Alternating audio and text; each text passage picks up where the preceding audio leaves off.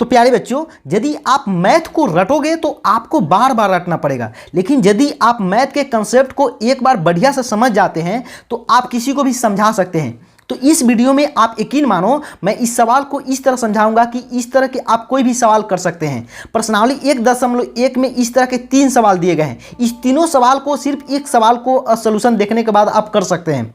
तो उससे पहले आप इस चैनल को सब्सक्राइब कर दीजिए और वीडियो को लाइक कर दीजिए। यहाँ पे क्या सवाल है कि दर्शाइए कि कोई भी धनात्मक विषम पूर्णांक 6q+1 या 6q+3 या 6q+5 के रूप का होता है। देखिए यह सवाल क्या कह रहा है कि कोई भी अगर विषम संख्या है, धनात्मक विषम संख्या है, जैसे मान गए यहाँ पे 7 एक धनात्मक विषम संख्या है, 9 है, 11 है। कोई विषम संख्या किसे कहते हैं? वैसी संख्या जिसमें 2 से पूरा भाग न लगे। तो 7 में तो 2 से पूरा भाग नहीं लगेगा।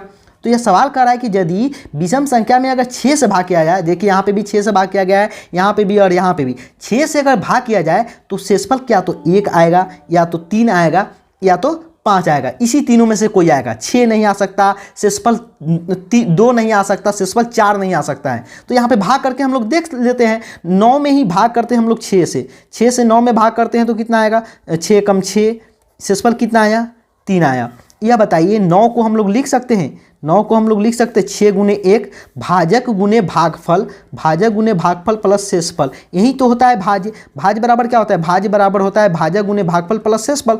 तो इसको इस तरह लिख सकते हैं। इसी को तो यहाँ पे लिखा गया है। देखिए यहाँ पे क्या लिखा हुआ है, यहाँ पे देखिए 6q+3। 6 यहाँ पे q कोसेंट है, भागफल आया है, भागफल को q से कोसेंट से दिखाया गया है, और शेषफल r है 3। देखिए यहाँ पे आ गया कि नहीं कि कोई भी धनात्मक 9 धनात्मक विषम पूर्णांक था या 6q+3 के रूप में क्या है। उसी तरह अगर 7 में 6 से भाग करेंगे तो हमारा शेषफल क्या आएगा? 1 आएगा, यानी कि 6q+1 के रूप का आएगा। उसी तरह 11 में भाग करके देखेंगे तो हमारा 11 में करके ही देख लेते हैं। 11 में हम लोग 6 से भाग करते हैं तो 6 कम 6 हुआ, कितना शेषफल आया? 5। यानी कि हम लोग इसको 11 को लिख सकते हैं, 11 बराबर लिख सकते हैं 6 गुने 1 प्लस 5, यानी कि 11 को हम लोग लिख सकते हैं 6q+5। यही हुआ ना, इसी के रूप में दर्शाना है। तो इसको दर्शाने के लिए आपको यूक्लिड विभाजन प्रमेय का क्या होता है इसे पता होना चाहिए। यूक्लिड विभाजन प्रमेय का क्या होता है? a बराबर bq+r, जहां 0 से बड़ा या बराबर r होता है और b से छोटा। क्यों? देखिए a बराबर bq+r क्या है? a है भाज्य, b है भाजक, q है भागफल और r शेषफल। ये तो आप पहले बचपन से ही जान रहे हैं कि भाज्य बराबर होता है भाजक गुने भागफल प्लस शेषफल। यही तो होता है, यही तो है यूक्लिड विभाजन प्रमेय का। यही है आपका यूक्लिड विभाजन प्रमेय का। और शेषफल तो हमेशा भाजक से छोटा ही होता है, तो 0 से बड़ा या बराबर r और b से छोटा। तो चलिए अब हम लोग ये सवाल करते हैं। यहाँ पे सवाल है, इसमें देखिए यहाँ पे जो सवाल है, यहाँ पे हम लोग मान लेते हैं कि धनात्मक विषम पूर्णांक कोई धनात्मक विषम पूर्णांक a है। माना जिस तरह मैं लिख रहा हूँ इसी तरह आपको एग्जाम में लिखना पड़ेगा, इसलिए आप सवाल को मैं जो हल कर रहा हूँ इसको आप गौर से देखिए। माना कोई भी धनात्मक विषम, जैसे वहाँ पे हमने 7 लिया था, 11 लिया था, और भी हो सकता है ना। तो इसी तरह हम लोग यहाँ पे मान लेते हैं। माना कोई धनात्मक विषम पूर्णांक a है। इसमें भाग कौन सी से दिया गया है? 6 से दिया गया है। यहाँ पे सवाल में 6 से भाग देने के लिए बोला है, इसलिए हम लोग b बराबर 6 मान लेते हैं, तथा b बराबर 6। तो अब हम लोग यूक्लिड विभाजन प्रमेय से क्या जानते हैं, लिख लेते हैं। सबसे पहले यूक्लिड विभाजन प्रमेय क्या होता है? यूक्लिड विभाजन प्रमेय से यूक्लिड विभाजन प्रमेय क्या होती है? a बराबर bq+r, जहां 0 से बड़ा या बराबर r और b से छोटा, यानी कि शेषफल जो है 0 से तो बड़ा या बराबर होगा, लेकिन हमेशा भाजक से छोटा ही होगा, यानी कि 6 से छोटा होगा। तो यहाँ पे देखिए a तो हम लोग माने ही हुए, a तो ठीक है, लेकिन b बराबर हमने क्या ले लिया है? 6 ले लिया है। तो 6q+r। क्या अब बताइए r के बारे में आप क्या बोल सकते हैं? r तो हमेशा b से छोटा होता है, तो 0 से बड़ा या बराबर r तो होगा, लेकिन अब b के जगह पर हमने 6 ले लिया है, तो 6 से तो छोटा ही होगा। तो r हमारा क्या क्या हो सकता है? 0 से बड़ा होगा, 0 से बड़ा या बराबर होगा तो 0 भी हो सकता है, 1 भी हो सकता है, 2 भी हो सकता है हमारा शेषफल, 3 भी शेषफल। किसी भी विषम संख्या में 6 से भाग किया जाए तो शेषफल क्या तो 0 होगा, नहीं तो 1 होगा, नहीं तो 2 होगा, नहीं तो 3 होगा, नहीं तो 4 होगा, नहीं तो 5 होगा, नहीं 6 नहीं हो सकता है, 6 से तो छोटा ही होगा, ऐसा हम लोग अभी मान रहे हैं। देखिए यहाँ पे तो r बराबर इतना हो गया।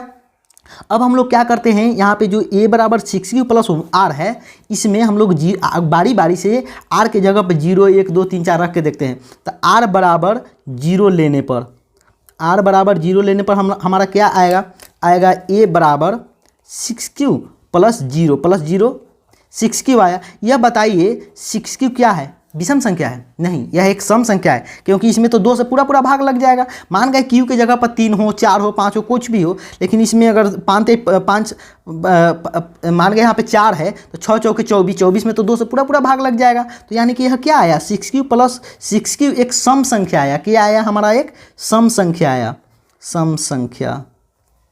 उसके बाद हम लोग r बराबर 1 रख के देखते हैं। r बराबर 1 लेने पर बारी बारी से हम लोग ये 0 से लेकर 5 तक रख के देखेंगे। r बराबर 1 लेने पर हमारा क्या आ रहेगा, a बराबर आएगा 6q। यहाँ पे देखिए गौर से, यहाँ पे ये वाला a बराबर 6q प्लस 1, 6q प्लस 1। यह बताइए 6q प्लस 1 एक सम संख्या है, विषम संख्या है? यह एक विषम संख्या है, क्योंकि इसमें 2 से पूरा पूरा भाग नहीं लगेगा। तो यह क्या है, विषम संख्या है, विषम संख्या। इस तरह हम लोग लिख सकते हैं। और फिर r बराबर क्या लेते हैं, r बराबर 2 रख के देखते हैं। r बराबर हम 2 भी तो रख सकते हैं। r बराबर 2 रख लेने पर, r बराबर 2 लेने पर क्या आएगा, a बराबर हम लोग लिख सकते हैं 6q प्लस 2, r बराबर 6q प्लस 2। तो यह बताइए 6q प्लस 2 में 2 से पूरा पूरा भाग लगेगा कि नहीं, बताइए। 6q प्लस 2 में यदि 2 इसमें से तो कॉमन ले सकते हैं, 3q प्लस 1 हो जाएगा, यानी कि इसमें 2 से पूरा पूरा भाग लग सकता है। तो यह क्या हुआ कि ये 6q प्लस 2 जो है यह एक विषम सम संख्या आ गया, सम संख्या।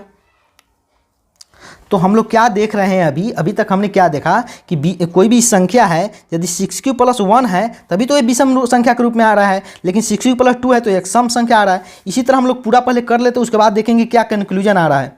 तो यहाँ पे r बराबर 2 और बचा हुआ है, r बराबर 3 लेने पर, r बराबर 3 लेने पर क्या होगा, a बराबर क्या आ जाएगा, a बराबर आ जाएगा 6q प्लस 3। यह बताइए 6q प्लस 3 क्या सम संख्या है, विषम संख्या है? यह एक विषम संख्या है, क्योंकि इसमें 2 से पूरा पूरा भाग नहीं लगेगा। इसमें 3 से तो लग जाएगा, लेकिन 2 से पूरा पूरा भाग नहीं लगेगा, इसलिए यह क्या है, विषम संख्या है, विषम संख्या है। अब r बराबर 4 रख के देखते हैं। r इसी तरह आपको पूरा लिखना है एग्जाम में। r बराबर 4 लेने पर, इसलिए आप गौर से ही देखिए, r बराबर 4 लेने पर क्या आएगा, r बराबर 4 लेने पर आ जाएगा हमारा a बराबर क्या हो जाएगा, a बराबर हो जाएगा 6q। r की जगह पर केवल हम मान चेंज कर रहे हैं, r बराबर 6q प्लस 4। यह बताइए 6q प्लस 4 में 2 से पूरा पूरा भाग लगेगा कि नहीं, लग जाएगा, क्योंकि देखिए यहाँ पे 2 इसमें से तो कॉमन ले सकते हैं कि नहीं, 2 3 6 और 2 दूनी 4। यहाँ पे 2 से, इसका मतलब इस संख्या में 2 से पूरा पूरा भाग लग जाएगा, इसलिए संख्या क्या है, सम संख्या है, सम संख्या है। और अंत में हम लोग रखते हैं r बराबर 5। r बराबर 5 लेने पर, यही बचा हुआ है ना एक, लेने पर क्या हो जाएगा, a बराबर हमारा आ जाएगा 6q प्लस 5। 6q प्लस 5 क्या है, एक विषम संख्या है, क्योंकि इसमें 2 से पूरा पूरा भाग नहीं लगेगा, विषम संख्या है, यही है ना।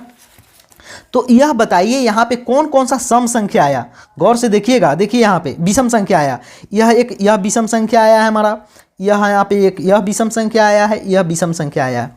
हमने जो संख्या माना था a, वह तभी विषम संख्या हो सकता है जब 6q प्लस 1 हो, या 6q प्लस 3 हो, या 6q प्लस 5 हो। यही तो सिद्ध करना था कि दर्शाइए कि कोई धनात्मक विषम पूर्णांक 6q प्लस 1 या 6q प्लस 3 या 6q प्लस 5 के रूप का होता है ना। तो यहाँ पे हम लोगों ने दर्शा दिया है कि कोई भी धनात्मक विषम पूर्णांक 6q प्लस 1, 6q प्लस 3 या 6q प्लस 5 के रूप का होता है।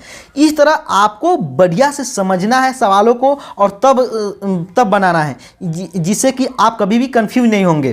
तो यदि आपको वीडियो पसंद आया हो तो वीडियो को लाइक कर दीजिए, चैनल को सब्सक्राइब कर दीजिए, और इसका और भी लंबा वीडियो हमारे चैनल पर पड़ा हुआ है, मैं उसका डिस्क्रिप्शन में लिंक दे दूँगा। सभी सवालों का हल एक ही जगह पर है, तो आप अपने दोस्तों तक भी इस वीडियो को फैला दीजिए। Thank you.